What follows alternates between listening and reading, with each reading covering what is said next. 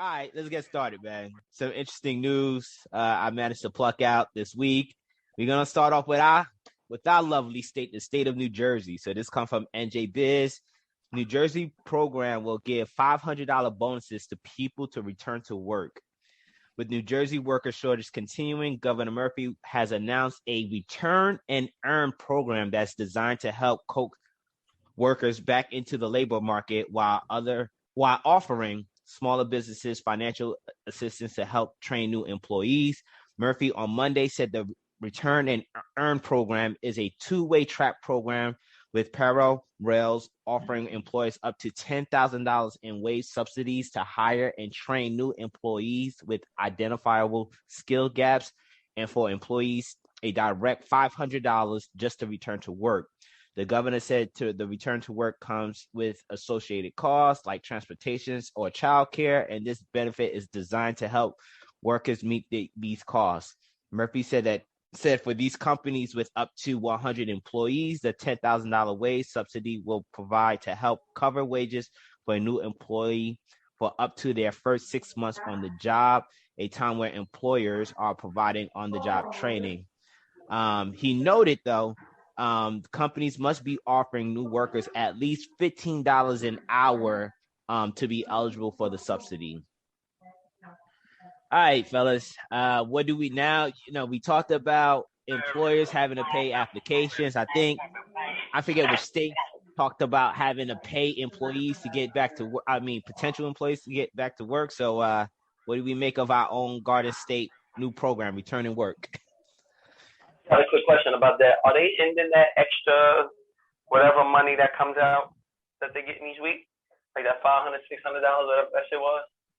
What, the stimulus that was last year? That started last year? That extra money. Yeah, that ended I think, if I'm not mistaken, that ended at the end of July. Mm-hmm. Okay. Yeah, they ended I'm in favor of this only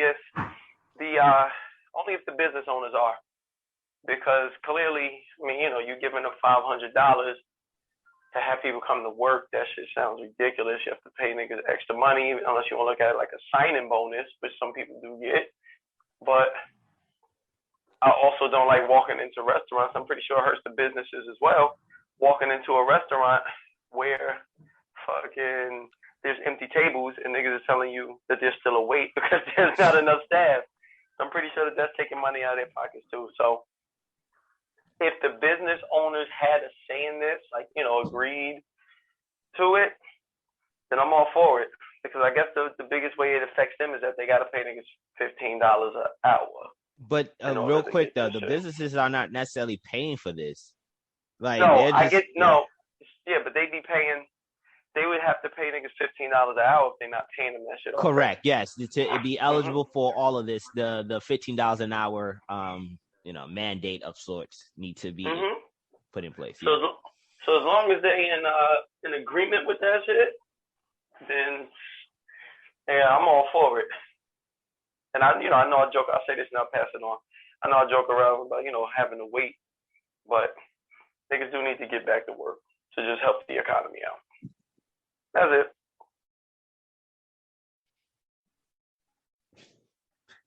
Black Zeus look like he's steaming, fuming over there. Smith, you want to go ahead before this dude goes on a rant? Because I feel it. I can feel it through this screen. This dude is look like he's infuriated right now. Just like, man, what are we doing as a society? Yeah, at the end of the day, $15 an hour, that shit's not a lot of money still. And people have decided through this pandemic that they can make money. You know what I mean? People don't want to go to work because these other ventures with DoorDashing and driving people and shit and Uber Eats, they're enjoying that. I don't have to get up and punch a clock. I can work whatever hours I want to work. I can make the change that I'm going to make, and I'm fine with that. So to keep trying to bail people out all these perks, motherfuckers don't want to work. They don't want to work. You know what I mean? But at the end of the day, you can't keep trying to bail people out with these programs. You can't keep trying to bail people out with these programs. Mm-hmm. damn, to put this shit, make the minimum wage $15 an hour, and see who wants to come to work. You know what I mean? Plain and simple. I don't think we can. Well, I think New Jersey, and I could be mistaken, I think New Jersey they did pass a law to increase the minimum wage to $15 an hour, but it's like a scaling. Yeah, it's a tier. It's tiered. Is a tier sort of thing. So I think by 2020, 2025 or or some shit like that. Yeah. That's a long time to get up to $15. It is, but I was listening to the spokeswoman of the NJBIA, like the Business Institute. I might be fucking up that acronym, but there's reasons for that, because they said that if you were to immediately have that significant of a jump, because I think currently right now the minimum wage for New Jersey is $12 an hour. Just to jump it by $3 could have huge ramifications for the small businesses. So that's why they did that whole tier. Yeah, no, I understand that part. Yeah. But you're right. It is a long time away to get to $15 an hour. You be like, God damn, especially when the next story is going to be talking about inflation. But what you got, Black Zeus? I see you fuming over there.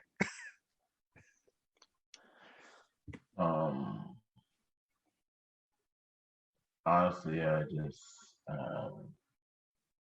get what they're trying to do, and I get why they have certain stipulations. I even understand that. Most likely they're thinking we're going to make back that $500 by taxing these people when they go to work anyway. And, people that work, pay taxes. Taxes go to funding the system. But if they're not working, they're not paying taxes, so they're not funding the system. So I get that. But at the end of the day, no one should have to coddle, adult people, adult citizens who have to survive somewhere or another. So take away all the programs. No. There'll be no stimulus check, no extra money for this, that, and the other. As long as businesses are open, jobs are hiring. If you ain't hungry enough, then so be it. So eventually somebody will get hungry. And even if you're talking about DoorDash and Hub Grub and all of that stuff, guess what? There's no such thing as, you work on your own hours, you work your own time. Not when you want to make real money, not when you own a business. Every business owner knows that you don't own the business owns you. Like I don't get to put my business on hold, or when I leave at the end of the day, it's like, I got to think about it until I come back on Monday. That's not how business works. And it, quite frankly,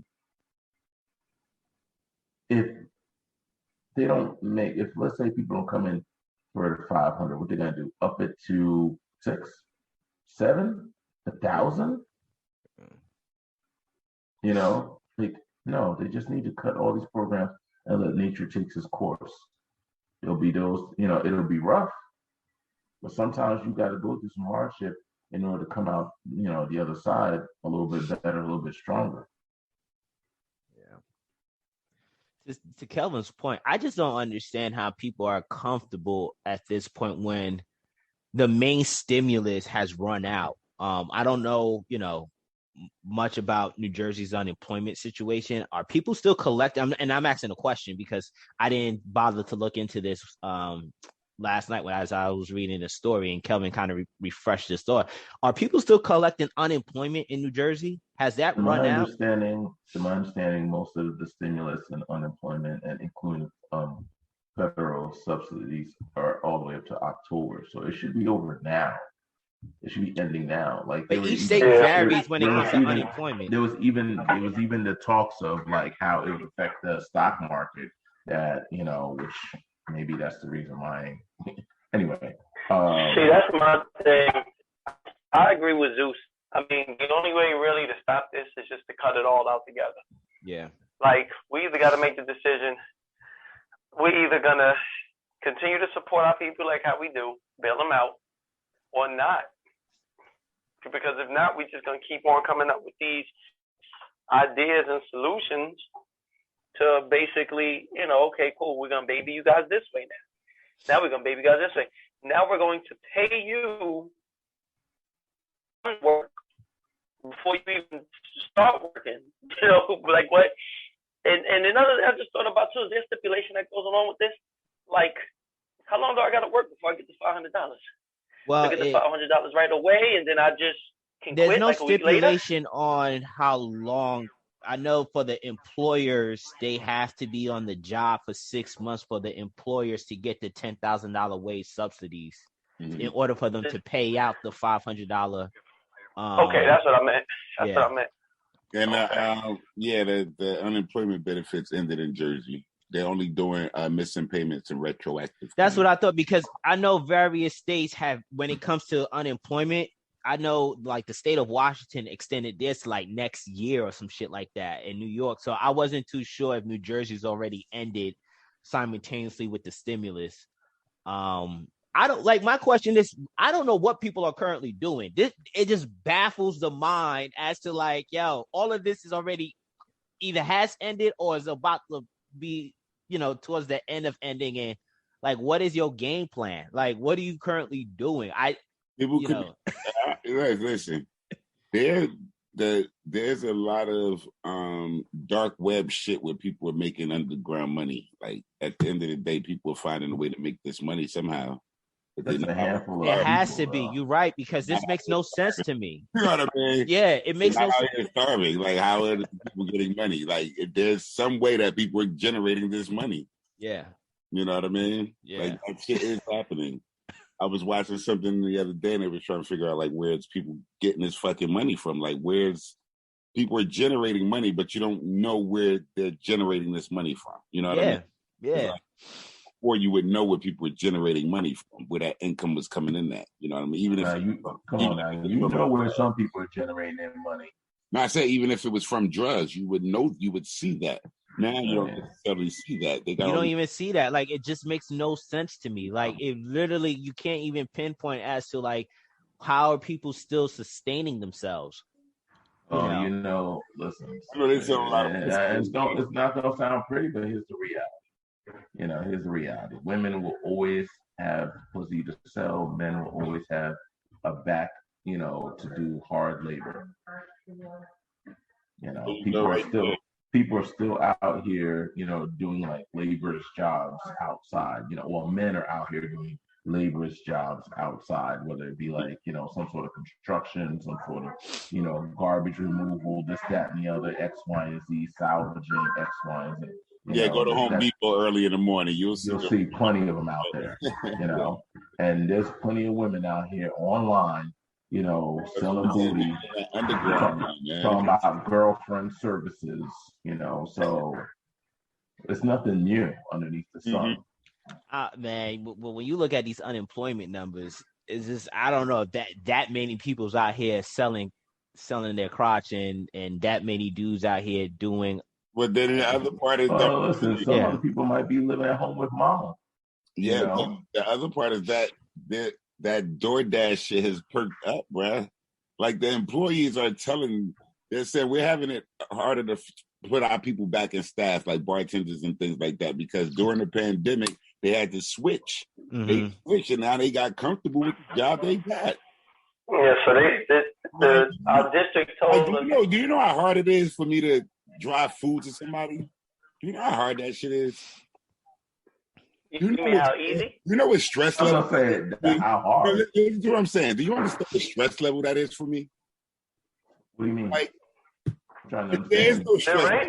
He's being sarcastic. He's being sarcastic. I get in my car, listen to my music, and drive food from place to place. Like, but here's the downfall to that. When people don't think about the long run, it's like, I'm making this quick cash. I'm making $200 a day. I'm making, whatever the case is, right?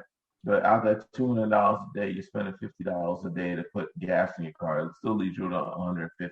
That $150 seems like it's good money, especially if you're doing it 5, 6, 7 days a week. 5 days a week, let's say 6 days a week, right? So, and say Sunday's the day off, since it's God's day and everything, So let's say you're doing 150 a week, 150 a day, right? So 150 a day times, so you're looking at 900 a week. 900 a week out of 4 weeks out of the month. You're talking about $3,600 out of the month, right? That's before you pay your taxes. I was just about, yeah. That's coming. That's coming. People forget that when you get this money, later on, the tax man go, because you're independent contractor. DoorDash and Grubhub, they will issue that 1099 for you at the end of the year. Later on, you're going to have to pay them taxes. Oh, wait a minute. You're driving your car back and forth. You're putting mileage on there more ridiculously than you were expecting when you first bought that car. And now all of a sudden, the alternator goes, the radiator goes, the fan belt breaks. That sounds good if you are just caught up in one way of thinking. You're not caught up in an active rethinking. People are making 90% of people, my dude. Many people do not have the mind of a business owner. That's why they're employees. I hear what you're saying. It's not even fast, man. In their defense, to rethink how they're making their money now for them, and they're being comfortable in doing it. We don't know how much money they're making. They could be making $500 a day. We don't know. Yeah, you know what? And we don't know what they're investing their money in. We don't know if they're getting NFTs. We don't know. You sound like the chicks that were on OnlyFans. Don't forget, there was chicks on OnlyFans making thousands of dollars a day. And as soon as OnlyFans are about to shut down, they're like, oh, what are they going to do? This, that, and the other. They switched it over to another site. OnlyFans wasn't the only game out there, so that's what I'm saying. My point is that they were making thousands of dollars a day, and they still weren't smart with their money. They're still going out there buying bags. They're still going out there buying shoes. Money does not make people smart. It does not fix stupid. You know. Well, Schubert, I think you touched on it. I think the point you touched on is the reality. The average person doesn't look at the long haul of the future. They just looking at for today. Exactly. How I'm surviving. They're looking at the moment. So that's what I'm saying. That's why they're fine with the menu task. With the way it is. Yeah. Until they get hungry. Collecting unemployment and getting paid more than what I normally would make. I'm fine with that. Yeah. Like a nigga feels like tax season come around and some problems happen with that car that they get from point A to point B. And I'll do what I've been doing. I'll claim somebody else too. I'll get extra money. I don't care. I'm fine. Not everybody is able to claim somebody else. But I'm fine with it. Man, we do live in a hustle society. You're talking about the new hustle society. We do live in a hustle society. People will finagle things. Yeah. But I think to what you're getting at, Stu, I think especially when we talk about these programs has a huge detrimental cost to us. And the next story I'm about to transition into is this is from they raised the rate on them Family First cards. Well, here's the next story from Market Insider. The Dollar Tree shares gained as much as 18% on Wednesday after it said it will start selling items priced above $1. The move comes as the company deals with cost pressures. Customers at the Dollar Tree Plus stores will see products selling for $3 to $5. Items priced at $1.25 and $1.50 will be added to the shelves at some of its dollar stores, with plans to expand testing additional price points above $1. The Dollar Tree CEO Michael Winitsky in Tuesday's statement addressed concerns about inflation and the rising cost of goods, shipping, and labor. Let me just wrap this up with his quote: "Freight costs have reached unprecedented levels as results of increased demands, limited capacities, and shipping delays." So what do we think? One of the most affordable stores now is jacking up their prices. So this is kind of, I think, a nice segue into this story in regards of long-term visions. It's like I said, not everybody has the mind of a businessman. And if you don't understand that there are long-term costs, not just what you're making up front, is why a lot of businesses fail in the first 5 years. So when they start making some money, they start spending it. They don't stack it away. And then something happens, like was a shutdown, and they got no money to hold themselves over. They got no plan, No, the reality is companies like Dollar Tree, they at least understand how to adjust and move with what's going on. But these people that are hustling, they don't think that far ahead. And that's just going to come to a head. That's the thing. It's going to come to a head.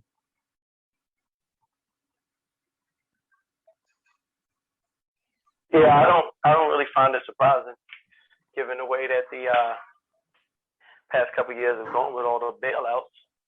We knew inflation was coming, and to be honest, I think there was only like a $1 store anyway that really only had everything on sale for $1. I think it was Dollar Tree. Family Dollar got shit for more than $1. It's not a dollar store. Neither is Dollar General. That's just the names of them. Both of them come from down south. Yeah, but I mean, even freaking Dollar Tree don't have. Dollar Tree is a dollar. They got the name. Yeah, but they don't say $1 Tree. All of them got the word dollar in it. Ain't nothing different. They also don't So have. they just. They also don't have a tree when you go inside either. What does that have anything to do with it? Good point. Take a Family Dollar, Dollar Tree, and I get here we go Family with the General, logistics. but like. I think what Smith is getting at is the whole premise of the Dollar Tree store is like they sell items specifically for $1 or less. They don't. They used to. So now they're gey're be like every other. They always one have of them stores. They have two stores. They have the Dollar Tree store and they Family have the Dollar. Dollar Tree store And plus. according to- So if you go to the Dollar Tree store plus, yeah, you might see items for over That's $1. Exactly. But if you have if you go to the Dollar Tree store, everything is $1. everything is $1. And here's what I'm saying. Which one is saying that they about to change? The Dollar Tree, right? Yeah. So they used to, and now they don't. Now they about to be like every other store that has the word dollar in it. So I mean, I'm saying I'm not surprised. We all saw this coming with inflation, and not just inflation, but just the way that things have been going in the country. I think Dollar However Tree long people store, bailing people out. I think Dollar Tree store that they could put the price up.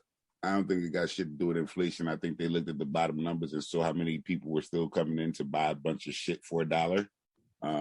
Spending $1 in the Dollar Tree store and said, let's just add on and start going up. When I was looking at that story, it was actually at 16%. That's why when you said 18%, I was like, wow. And I was actually just sharing this with a coworker, and I said, Dollar Tree, they're gonna have the $5 section and shit. They have a store called Five Below that did this same thing. Five Below was a store where you only could buy things that went up to $5. But what they did was put a Five Below Plus section where now shit is $10. And you know what I mean? People systematically do this shit to test the waters. You know what I mean? Let's test the waters and see. And if people fall with this price, then we can basically price market whatever we want. You know what I mean? We can put the price to where we want it to be. So we can systematically change our store without telling our customers we're changing it or without making them feel like we're gouging them for all the money at one time. Yeah, I think you're saying. So what you're saying is that business owners go out of their way to set up a whole entire business model that is working successfully for them. And as their employees require more pay, the cost of their rent is going up, the cost of shipping is going up, the cost of them running their store and their overhead is going up. Their prices should stay the same no matter what. Is that what you're saying? I didn't say that. But you're saying, what you're inferring is no, that I didn't infer anything. Prices. I said you inferred that businesses raise their prices to gouge people to see how much they can squeeze out of people. And that's just a fucked up thing to say about business. I didn't say that's what they raised their prices to do. I said, I think in this instance with Dollar Tree, I think they saw a market. Now, the flip side is I do understand that right now ships aren't coming through. And people at the ports aren't even able to work. They're looking for motherfuckers at the ports. Like, shit ain't moving because people ain't working. Like, at the end of the day, people ain't working. So I get the whole idea of everything getting ready to go up because people aren't working and shit is not moving. Even a post office first class is now going to take fucking 5 days. Like, everything is slowing down in America. You know what I mean? Like, we're fucking ourselves, basically. Yeah. So, yeah, I hear what you're saying, but a piece of it was misinterpreted. And yes, I do think Dollar Tree took that, that system.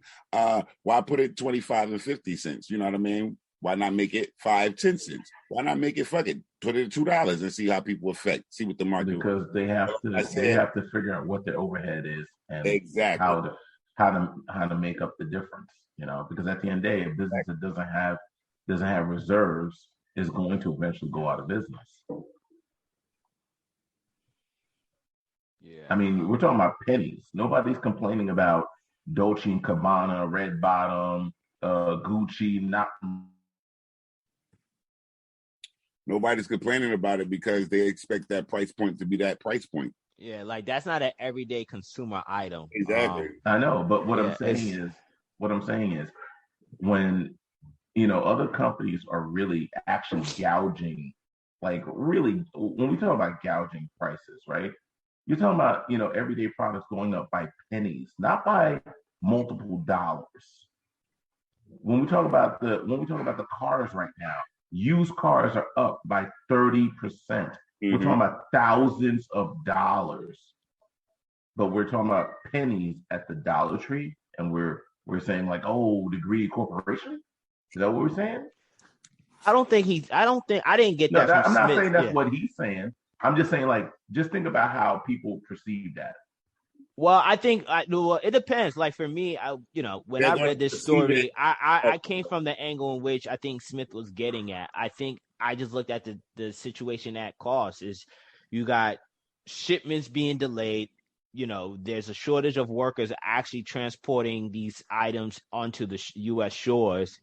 And then on top of that, it's, you do have inflation. To what magnitude? I don't know. I don't work the numbers at the Dollar Tree headquarters to see exactly how much inflation impact the sell purchase price. But I don't see this as being a greed thing. I just think that this is just the sign of the times in which, like, nothing is gonna be cheap. Nothing's gonna be cheap. Nothing's gonna be cheap but meat at the goddamn fast food places that are still selling dollar burgers. But at any rate, well, that's because that might be synthetic burgers for all we know. Exactly, that's what I'm saying. Them shits might not be actual burgers. Yeah. That's why burgers they're gonna keep selling for $1. But anyway, hey, listen. At the end of the day, it's all you can afford. It's all you can afford. I mean. Like, true, but then we'll have another problem like in regards to. I think the only thing with the with the Dollar Tree part is that it'll affect more people and more people will see it. Unlike what Black Zeus was saying with like a Dolce and Gabbana, that doesn't affect as many people. This will affect people because you got to understand there are a lot of different people that go in there, races and everything. I get that. It's still perceived as a poor man's store. You know what I mean? So it's still the people that's on the bottom level that's going to feel the effects because it's going to look like they're. I mean, shit. We already talked about the inflation when Cass said his wife. We used to come home with 8 bags for $200, and now we should come home with 1 bag for fucking $200. Yeah. You know what I mean? So we understand that process. But what I'm saying is it's going to hit people differently because it's a different level of person that goes in there. Exactly. Especially when we talk about New Jersey minimum wage is $12. Like, even the idea of like who's living in New Jersey, as expensive New Jersey is, who's able to live in New Jersey at $12 an hour? The people who make their way. Shit. Yeah. So like for those folks, $12 an hour, you go in Dollar Tree, you can't even get. Well, here's the thing: $12 an hour. If you really do the math, and it depends on where you are, this, that, and the other. But if you do the math, and it's only like if you're not living, if you're in a no frills life, no kid in your life, you're single. That's what essentially it is. People got to remember, minimum wage is for minimal living. The NJBIA did a study, bro, and the $12 an hour. This is what the crux of the issue was 2 years ago when they were debating the minimum wage. Motherfuckers at $12 an hour can't even afford a studio apartment in New Jersey. Okay. Like there's studies that's showing that there needs to be a dual income household if you're going to be at $12 an hour. Yes. That's how bad it is. Why is that bad? Well, you were just pointing in a situation like if you're someone who's single, no kids or nothing else, no expenses, you still can't live in the state of New Jersey at $12 an hour. But, okay, so I agree with you. Like, if you're $12. So that's why it's bad. Like if $12,000. No, it's not bad. If you're saying that you can see 2 people making 12, right? Either you're gonna get a roommate or you're gonna get a life mate. One of the two. If you're smart. If you're making smart decisions, not getting pregnant when you're not ready to have a kid, you're planning out. Like at the end of the day, it's like you want or not you, but people want the responsibility of other people's well-being to be on business owners and no, pretty much it, business owners. And here's the thing. Those business owners, nobody gives a fuck about their well-being. If they lose their business, there is no Social Security, no unemployment, no workman's comp, nothing, zero, zilch, nada. But they're expected to pay higher taxes, and they're expected to give a certain type of standard of living to someone else. How is that a fair deal? No one is making the argument that business owners are having a hard time in this economy. But this notion that, if you're a single person, you just got to find a life mate and a roommate. Like, why should that be forced upon them? If they're doing everything else right in their life, now you're telling them, like, well, you got to just find somebody. Like, why force that upon them to have a sustainable lifestyle? Like, why force it upon me to give them a certain type of lifestyle as a business owner? Well, hold up. But the damaging effects of, if you have a lot of people who are unable to live within a certain demographic or a certain region of the country, what you're going to see is an exodus.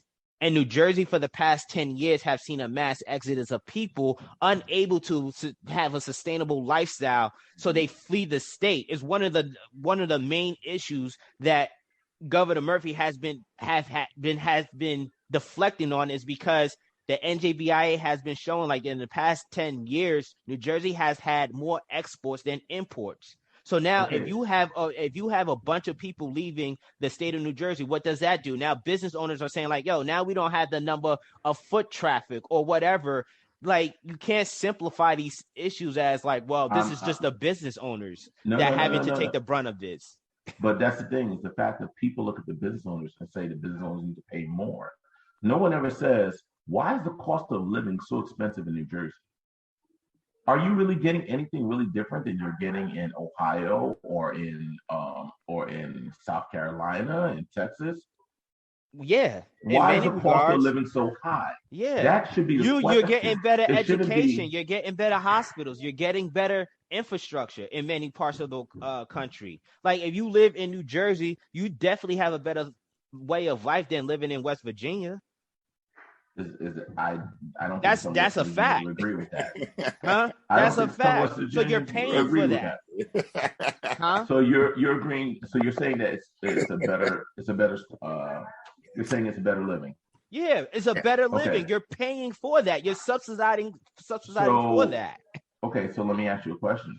If that is a definite case, why is it that we have so many people that are uneducated and don't make it to a high school level or graduate? Well, from high school? why do we have the highest body count in places like New Jersey and New York? All right, but hold on. Let me tackle the first thing. The first thing is in regards of education. When you look at New Jersey on a national scale level, when it comes to education, New Jersey ranked in, we have two educators on here. I think New Jersey ranked in the top 5 when it comes to education. We're paying for that. Yeah. Okay. We're paying for quality teachers. We're paying for quality facilities and educators. Like, are we paying for quality teachers? But when you're comparing it to other nations, I understand how you might personally feel about the education system, but when you are comparing it to other states, we are in the top 5 when it comes to our educators, to our students. That's what you're paying for. That's why things are more expensive. Okay, so the whole reason why we're saying it's more expensive is because it's a better quality of life. Yeah. Okay. So here's my next question. What quality of life does a certain person deserve? That's subjective. I'm not gonna discuss. It is. That's subjective. I'm not gonna necessarily discuss what quality of life in regards to what someone's deserved. But what I'm saying is, in order for somebody to be able to live a sustainable life in the state of New Jersey, there must be adequate pay. And I get the issue in regards of that burden is placed on the businesses, but you can't have a situation where a lot of people are seeing the dire economic situation of New Jersey and saying, like, yo, if I can't live here, I am going to leave the state. Because if you get enough people that leave the state, that will hurt you economically as a state. and then that will hurt the businesses, and then those businesses are going to look to flee the state. Okay, let's try a thought. Nah, we got one more story. I'm just saying though, it's just like we're talking. I think these are pure economics theories that are sound. It's just like, I'm not going to get into the weeds in regards of what is sustainable. I'm just saying in regards to like those are the issues. All right, next story, and then we'll transition into the book. This is from Newsweek. So a professor is suspended for not giving Black students easier final exams and sues UCLA. University of California professor was suspended and later reinstated for refusing to give Black students leniency on their final exams following the death of George Floyd, has filed a lawsuit against the school. Gordon Clean, who teaches financial analysis, law, public policy at UCLA, filed a lawsuit Monday claiming that he suffered financial and emotional abuse because of the incident, although he retained his position. Let me just scroll down. In the court documents, Clean alleged that he suffered these traumas, who said that a non-Black student was asking Clean to grade Black students with greater leniency in the wake of George Floyd's death and civil unrest that followed.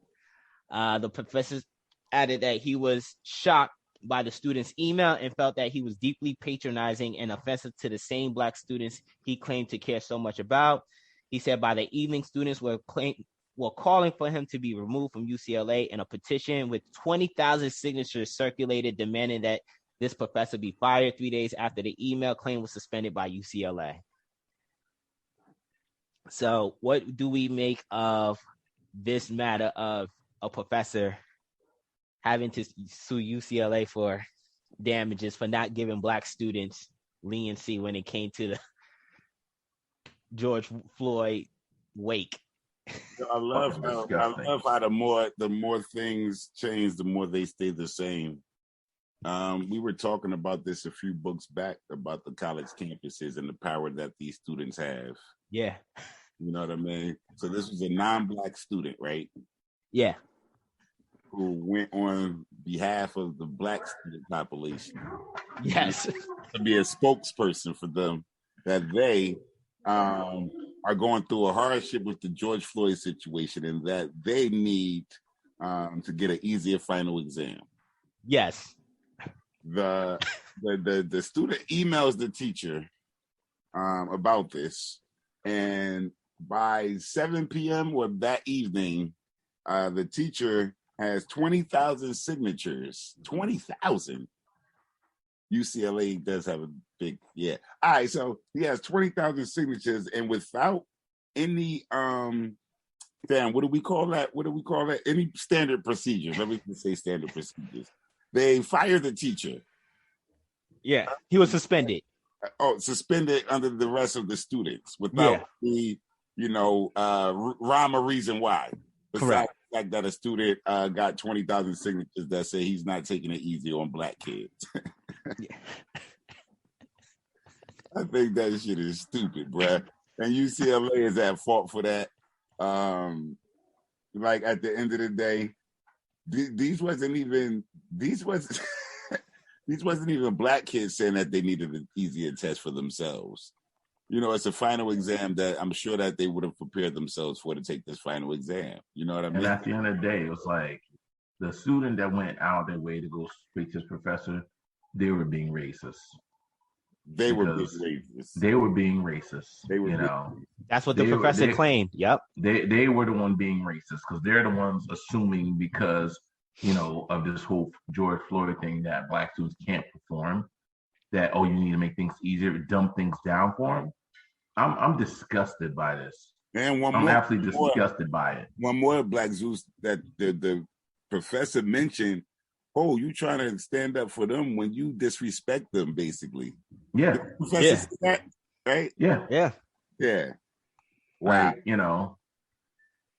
It's like you're saying that Black people have no backbone when it comes to adversity. Like George Floyd is something new. Like you never heard of Rodney King. You never heard of, Trayvon Martin. You never heard of, Freddie Gray. Freddie Gray, Amadou Diallo. You never heard of any of these things. Like all of a sudden now, Black people need you to dumb things down because, woo, the nerve. Oh, you don't know. Oh Yeah, my God. you dumb it down. Oh my God. Oh my God. I'm so. Oh. I'm trying to watch what I say on this. So you know What you got, Mr. 1045? The other part, I know this guy. I know this guy was probably a Caucasian guy because if the shoe was on the other foot, they wouldn't. Well, 20,000 black signatures on a UCLA campus ain't happening, but 20,000 signatures, and it's coming from someone black. I don't think it would have moved the school. The school would have did an investigation. You know what I mean? Like there was no due process for this shit, right? There was no due process at all. School would have did an investigation. Yeah. I just believe that. How did the black? I'm curious to see how the black students feel about this. Well, shit, they clearly had to have some black people on the signatures because it had 20,000 signatures. You know, it had some black folks on that shit. No, let's be clear. Most likely, it's mostly females. Black? Are you saying just females in general? Oh my lord! Let's be for real. Well, the college campus is predominantly female, so there you go. Yes, he's right. We did a story last week in regards of let's be clear about it. We are mostly females. That's not like don't act like this is all equal and everybody is all on the same page. Yeah. You're right, Black Zeus. You're right. Right, and when it came down to the non-black student, it didn't specify that student's gender, so it could have been a female student who pulled that antic, and probably didn't like his patriarchal stance on life. Damn, just on life in general. Okay. Yeah, it's just like it was a crazy story. I can't believe. Well, a crazy story. I can't say I can't believe because we just read the American Column Line, but it just happened. It's unfortunate that this professor is having to. It looks like he's fighting for his job, man. And it's just like, you know, I read stories recently that there's been. I hope he wins too. There's been stories with several professors who I think in the book when we were discussing American Column Line, they resigned. And one of their biggest regrets, and I got to find that story again, they regret not being more vocal when they were seeing this sort of social justice warrior shift happening. So so they kind of left their positions because they realized that the students are unteachable. Like they're not open to free thoughts. All right, fellas, let's